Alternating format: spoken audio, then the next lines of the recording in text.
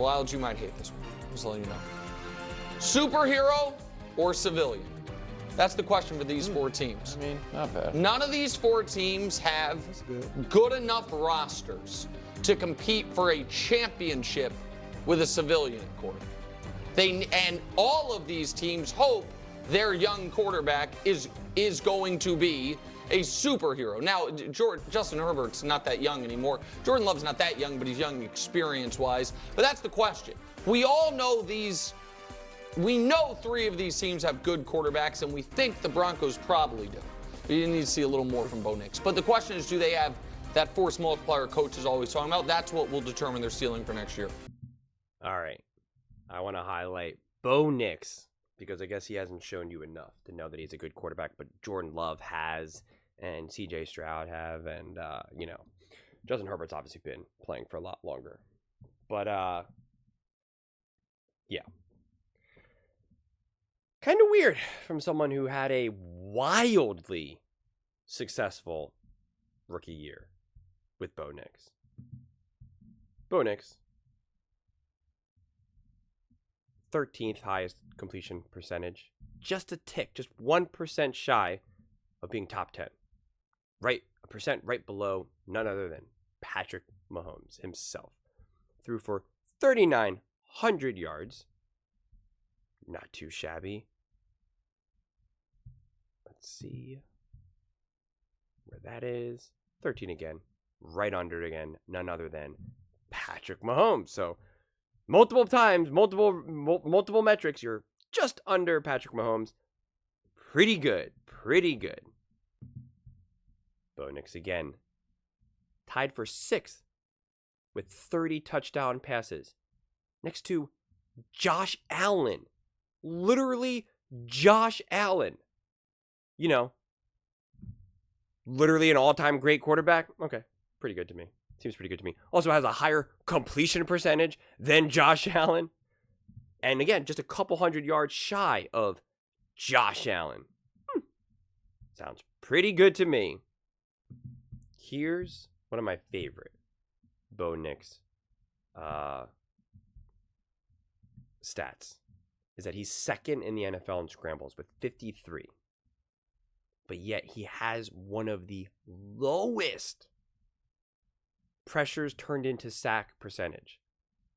Which means when he is pressured, he is right next to, again, Josh Allen, Jordan Love, who just gets rid of the ball because he doesn't scramble. Jordan Love has 13 scrambles. So his ability to avoid getting sacked is by him just getting rid of it. And then Lamar Jackson, who also is high in scrambles. So when you have a lot of scrambles and a really low, P2S percentage as PFF puts it. Again, some of it is going to be a little bit in your O-line, but a lot of it is actually going to be your ability to avoid getting sacked. A lot of it is really on the player themselves. And look where he is. So he's scrambling a ton when the pressure collapses onto him, and he's avoiding the sack. That is awesome. That is such an underrated aspect. It really is. It really, really, really is, especially in the era of all these quarterbacks who are, got to be mobile. We see Jalen Hurts taking sacks. He got in a lot of trouble for that. He literally had a safety. That is a superpower. They talk about something like 99. I forget what the exact percentage is, but it's something outrageous where if you take a sack on a drive, the chances of you scoring a touchdown, or I think even just putting up points, is slim to none. It's outrageous. It may as well be practically like a turnover. So his ability to avoid being sacked is pretty special. Bo Nix, in his first ever playoff game, was ranked, according to PFF, as the third best quarterback. I know the stats didn't jump off the screen. I get it. He played really, really high-level football. Really high-level football. Considering what was asked of him, considering what he needed to do, considering what he didn't have, having 0 turnover-worthy plays in his first ever playoff game against the Buffalo Bills and Josh Allen, having 4 drop passes that would have and could have really changed the game, Could have gone into halftime, tied, maybe even the lead, depending on how you want to talk about how some of these things unfolded. That's pretty impressive. That's really impressive.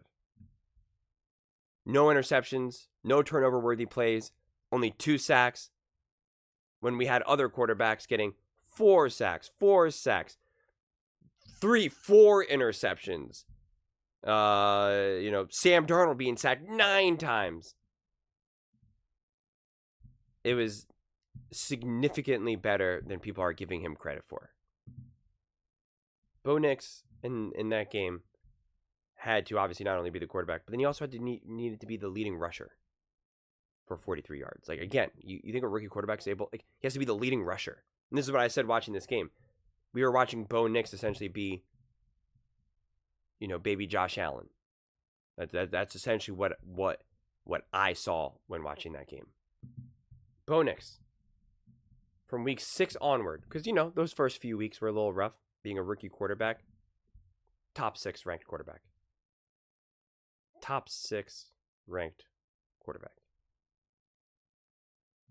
And his numbers are completely within range at that point. Top 6 in yards. Top 5 in touchdowns. It's just, gets better and better and better. So, top 8 in completion percentage. When you remove the roughness of the beginning of his literal career in the NFL, top 7 in passer rating. It's like, what else do you want him to show? You wanted him to march in and beat Josh Allen on the road, in Buffalo? Lamar Jackson didn't even do that. Like, what? With a significantly better team, with Derrick Henry. So, let's stop. Like, I guess if Bo Nix was able to win a playoff game, then we would have said we saw enough, because we saw C.J. Stroud win a playoff game, and we saw Jordan Love win a playoff game, and it was like, the Denver Broncos had to go to Buffalo and play Josh Allen, the team that's in the AFC Championship game right now. C.J. Stroud played the Cleveland Browns with Joe Flacco at home, and then got rocked by the Baltimore Ravens. So, no. Come on. You want to talk about a superhero versus civilian? He was top 6 in the NFL in dropbacks. Top 6. Sean Payton was saying, I need you to throw. I need to rely on you. Do you rely on a civilian or do you rely on a superhero? Top 6 in pass attempts. I already went over through the completion percentage. It's just impressive what he was able to do. It really was. Second most passing touchdowns at home of all time. Or, as a rookie. I don't know. I don't know where we have to kind of keep second guessing what Bo Nix showed us this past season, because I think it was pretty special. And even if we now just go at the game log and we look at some of these games against like real teams, like the Kansas City Chiefs. In Arrowhead, okay, 73% completion percent on the road against a division rival. A 115 rating. 2 touchdowns. That's against the Kansas City Chiefs. And they relied on him. They relied on him. He wasn't just there for the ride.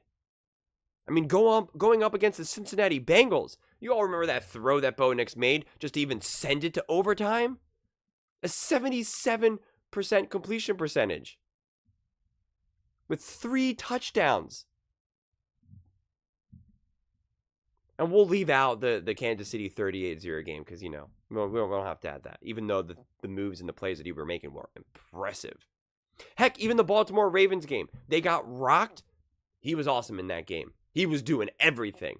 He looked like a Josh Allen who was just on a bad team, who was just doing anything he could to even remotely give his team a chance. You don't watch that game and say Bo Nix was the problem. So in all the big games that he had to play, going up against the Chiefs, the Bengals, the Ravens, he showed up. He absolutely, positively showed up. So I'm just not entirely sure. I mean, heck, we saw great quarterbacks like struggle against the Atlanta Falcons. Like literally, like Baker Mayfield's losing. I'm not saying Baker Mayfield's necessarily great, but like Jane Daniels had to like win at the very, very narrow end. Bo Nix, 145 rating, 4 touchdowns, 0 interceptions, 84.9% completion percentage, 9.3 yards per attempt. I think technically that was statistically his best game of the season. So yeah, I mean, again, we can just not even give him the benefit of the doubt of being like, hey, we know he's a really good quarterback. Like, we still need to see more. Okay. This is the worst team that Bo Nix is going to have. So yes, Bo Nix is going to continue to improve. He's going to continue to get better. And I guess he will continue to prove doubters wrong. But those are just my thoughts. I'd absolutely love to hear yours. What do you guys all think about Bo Nix and Denver Broncos? Do you think he's shown to be a superhero or a civilian? And do you think he's at least proven to be at least like a good or great quarterback? Let me know in the comments below. I read every single comment, so whether you agree with me or disagree with me, either way, let's get in some discussions. Let's get in some fights. But ultimately, let's just have some fun. And please do consider subscribing. We're building an amazing community here, and I absolutely love to see you part of it. I want to build something that we all genuinely feel connected to. Something that we're really excited to be part of. I think we're well on our way to doing it. Please don't forget to give this video a thumbs up, as it really does help with the visibility and the algorithm. Thank you so much. See you next time.